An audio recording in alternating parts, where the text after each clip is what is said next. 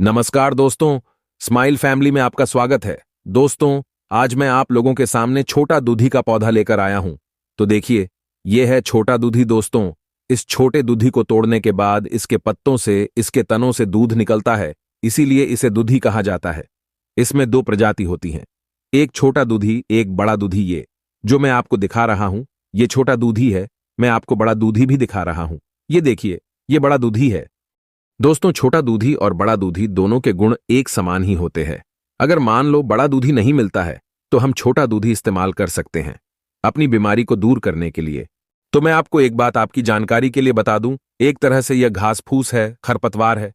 इसे लोग नोच नाच कर फेंक देते हैं क्योंकि इसके बारे में वह नहीं जानते हैं। तो दोस्तों, दूसरा बात और मैं आपको बता दूं कि आयुर्वेद में बहुत सारे पेड़ पौधे, वृक्ष, घास फूस, खरपतवार, सोना, चांदी, हीरा, मोती, अभ्रक, मूंगा, तो दुनिया में जितनी भी चीज जमीन से निकलने वाली है वो सभी आयुर्वेद में ही आता है। दोस्तों, आयुर्वेद में साक्षात भगवान का वास होता है, शिव का वास होता है, विष्णु का वास होता है। आयुर्वेद और डॉक्टरी इलाज में जमीन आसमान का फर्क है। डॉक्टरी इलाज जो होता है वह तुरंत असर दिखाता है, लेकिन जड़ी बूटियां अपना असर जड़ पर काम करती हैं और डॉक्टरी इलाज दोबारा से भयंकर रोग लेकर आते हैं। लेकिन जड़ी बूटी खाने के बाद वह रोग जड़ से ही नष्ट हो जाते हैं और कभी दोबारा भयंकर रोग नहीं आते। इसीलिए भारत भूमि को देव भूमि कहा जाता है, जड़ी बूटियों की भूमि कहा जाता है, सोने की चिड़िया कहा जाता है। इसीलिए हम सबसे कहते हैं कि जड़ी बूटियों में अमृत है और विदेशी दवाओं में जहर है। लेकिन किसी वेद की निगरानी में ही जड़ी बूटियों का सेवन करना चाहिए। अमृत से बढ़कर होती हैं जड़ी बूटियां। दोस्तों, यह जड़ी बूटी जमीन में फैलकर होती है, जमीन में बिछकर होती है, चारों तरफ फैलती है। इस तरह से देख लीजिए दोस्तों, ये जड़ी बूटी जमीन से 1 इंच भी ऊपर नहीं जाती है, बल्कि जमीन में ही बिछी हुई होती है। तो आओ दोस्तों, अब इसके फायदे के बारे में जाना जाए कि यह किन किन बीमारियों में काफी फायदेमंद है। सबसे पहले वीडियो को लाइक कर दें और स्माइल फैमिलीज चैनल को जरूर सब्सक्राइब करें। दोस्तों, छोटा दूधी की जो जड़ी बूटी है, पौधा है, यह कफ और पित्त को हरता है, वाद को बढ़ाने का काम करता है, इसलिए इसे वाद कारक भी कहा जाता है। लेकिन दोस्तों, फायदे में या मुतरल है। पेट के तमाम रोगों में फायदेमंद है। हार्ट, किडनी, लिवर को मजबूत करने वाली यह जड़ी बूटी है। किसी भी तरीके का विषैला फोड़ा फूंसी भी हो, चेहरे पे पिंपल्स हो, सबको है ठीक करने वाली यह एक आयुर्वेदिक चमत्कारिक जड़ी बूटी है। दोस्तों, यह इतनी दुधाई पौधा है कि कड़ी धूप में भी यह खिला रहता है, सूखता नहीं है। तो चलो दोस्तों, इसके और भी फायदे को हम जाने कि यह हमारे लिए और कितनी फायदेमंद है।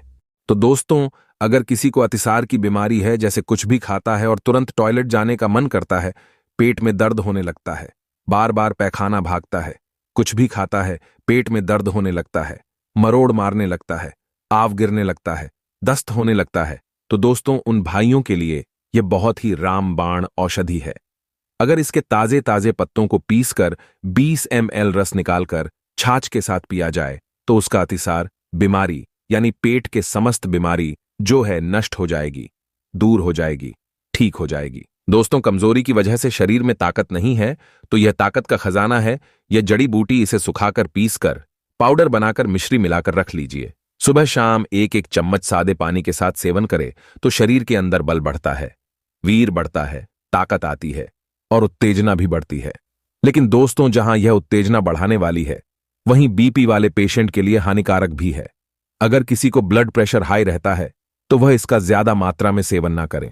अब रह गया दोस्तों, अगर किसी को चेहरे में दाग धब्बे है, फोड़े फूंसी है, तो वह इसका डायरेक्ट पत्तों को पीसकर चटनी बनाकर, पेस्ट बनाकर अपने चेहरे पे लेप करे तो उसके चेहरे में चमक आएगी और फोड़ा फूंसी बिल्कुल ठीक हो जाएंगे।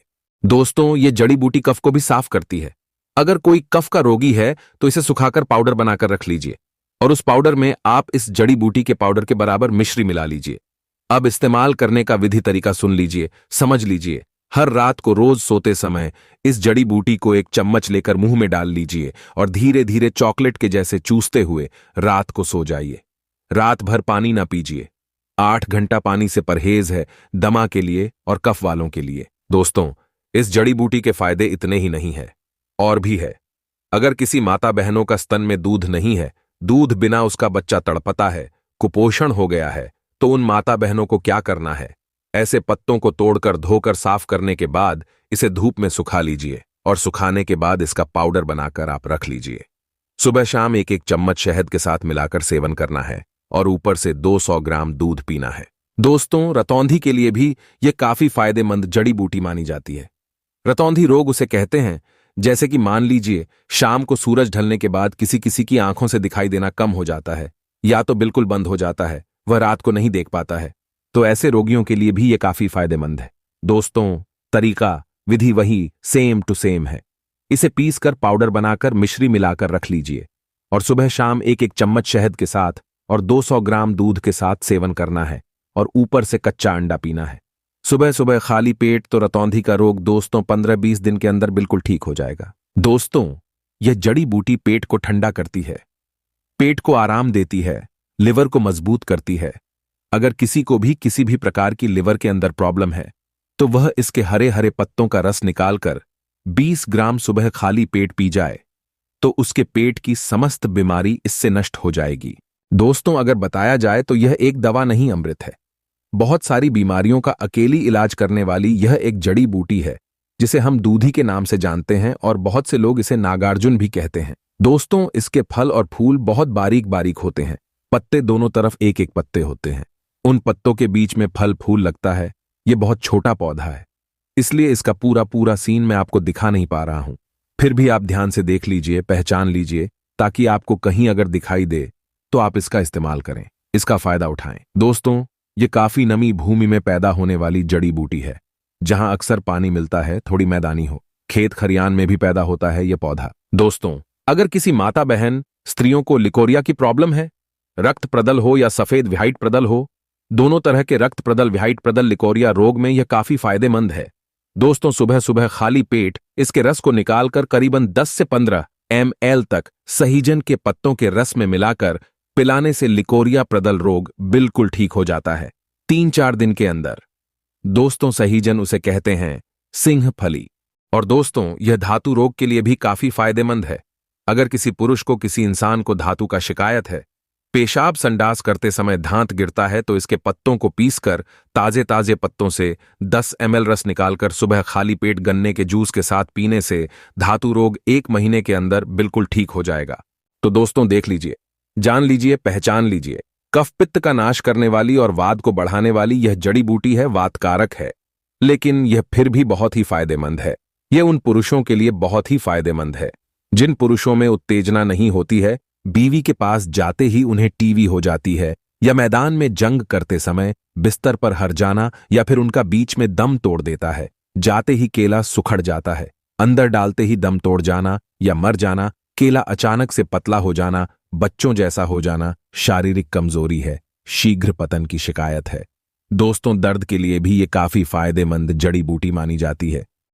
अगर किसी को जोड़ जोड़ में दर्द है, हाथ पैर में दर्द है, घुटनों में दर्द है, तो इस तरह से इस जड़ी बूटी को उखाड़कर ताजा ताजा ले लीजिए और करीबन 200 ग्राम जड़ी बूटी तोलकर और 500 ग्राम जैतून के तेल में खूब पकाइए और पकाते समय 50 ग्राम उसमें लहसुन डाल दीजिए।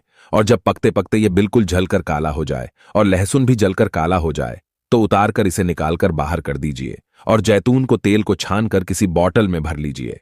और फिर जहां जहां आपको दर्द होता है उस जगह पे उस तेल से मालिश करनी है और अपने सूखते केले पर भी आप मालिश कर सकते हैं। अगर ऐसा आप करते हैं तो आपके हर प्रकार के दर्द में राहत मिलेगी, आराम मिलेगा और हो सकता है काफी दिनों तक इस्तेमाल करने से दर्द जड़ से ठीक भी हो जाएगा। दोस्तों, इसके फायदे और भी है। अगर किसी को घाव है, फोड़ा फूंसी है और उस फोड़ा फूंसी घाव में मलहम बनाना चाहता है, ठीक करने के लिए घाव को तो दोस्तों इस तरह से हरे हरे ताजे ताजे जड़ी बूटी दूधी का तोड़कर लाकर साफ सुथरा कर लीजिए और फिर 100 ग्राम नीम की पत्ती ले लीजिए और 100 ग्राम नीम का तेल, नीम के तेल में नीम की पत्ती में इसे मिलाकर आग में पकाना है। पकाने के बाद जब तेल खदकने लगे तो उस तेल में मोम मिला दीजिए। मोम मिलाने के बाद में उसे घोटिए घोंटते घोंटते 10 मिनट तक पकाना है। 10 मिनट के बाद उतारकर बाहर रख दीजिए। जब बाहर रख देंगे तो वह मोम जमकर ठंडा हो जाएगा और जब वो मोम ठंडा हो जाए तो उसमें 50 ग्राम हल्दी मिला दीजिए और फिर से घोटिए घोटने के बाद उस मोम से बने हुए मलहम को आप किसी डब्बे में रख लीजिए। जहां कहीं भी घाव हो, जख्म हो या सड़ा गला घाव हो तो उसमें उस मोम का मलहम लगाइए।